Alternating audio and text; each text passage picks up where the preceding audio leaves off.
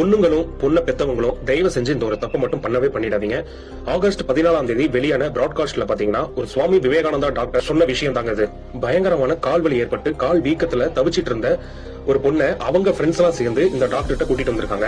இந்த டாக்டர் அந்த பொண்ணு கிட்ட என்ன ஆச்சுமா, எதனால இப்படி பெயின் ஆச்சு, என்ன ஆச்சுன்னு கேட்கறப்போ அந்த பொண்ணு சொல்லியிருக்காங்க, ஒரு 3 நாட்களாவே இப்படிதான் இருக்குது. எதனாலன்னு டாக்டர் கேட்டப்போ, எங்க வீட்டுல ஒரு பூஜை நடந்துட்டு இருக்கு, அந்த பூஜை அப்போ மாதவிடாய் ஆகக்கூடாதுன்னு சொல்லி அந்த பூஜை முடியற வரைக்கும் எங்க வீட்டுல பாத்தீங்கன்னா அந்த மாதவிடாய தள்ளி போடுறதுக்காக 3 நாளா டேப்லெட் எடுத்துட்டு இருந்திருக்கேன். எங்க வீட்டுல சாப்பிட சொல்லி கட்டாயப்படுத்திருக்காங்க. இந்த டேப்லெட்னாலதான் எனக்கு இந்த பிரச்சனை வந்திருக்குமா அப்படின்னு டாக்டர் கேட்டிருக்காங்க. டாக்டரும் அதனால கூட இருக்குமான்னு சொல்லி ஸ்கேன் பண்ணி இருந்திருக்காரு. அப்பதான் ஒரு கொடூரமான விஷயத்தை டாக்டர் அந்த பொண்ணு கிட்ட சொல்றாரு. என்னன்னு பாத்தீங்கன்னா டிவிடி அப்படிங்கிற ஒரு சிம்டம்ஸ், அது ஒரு பிளட் கிளாட்னு சொல்லுவாங்க. அந்த கிளாட் வந்து கால்ல ஆரம்பிச்சிருக்கு, அது அப்படியே மெல்ல மெல்ல மேல போய் நுரையீரல்ல பாதிச்சு மூச்சு திணறலை ஏற்படுத்தும். உடனே டாக்டர் பாத்தீங்கன்னா அந்த பொண்ணோட அப்பாவுக்கு கால் பண்ணி, உங்க பொண்ணுக்கு இந்த மாதிரி ஒரு டிவிடின்னு ஒரு சிம்டம்ஸ் வந்திருக்குது, இது ரொம்ப கொடூரமான விஷயம், சீக்கிரமா ஆரம்பத்திலேயே அட்மிட் பண்ண சரி பண்ணிடலாம் அப்படின்னு சொல்லி இருந்திருக்காங்க.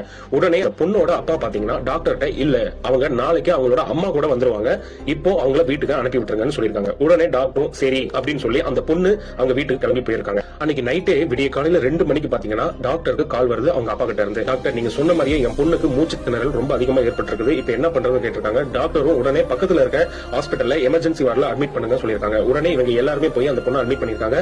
ஆனா ஒன்னும் பண்ண முடியல, அந்த பொண்ணோட உயிர் போயிடுச்சு. இந்த காலத்துல கடவுள் நம்பிக்கையை விட மூட நம்பிக்கை தான் ரொம்ப அதிகமா இருக்குது. மாதவிடாய் அதாவது அந்த பொண்ணோட பீரியட்ஸை தடுக்கிறதுக்காக 3 நாள் போட்ட டேப்லெட்னால அந்த பொண்ணுக்கு இப்ப உயிரே போயிடுச்சு. அந்த பொண்ணு இப்ப இந்த உலகத்துல இல்ல. இயற்கையை தடுக்கணும்னு நினைக்க கூடாது. அப்படி தடுக்கணும்னு நினைச்சா நம்ம உயிரோட இருக்க மாட்டோம்.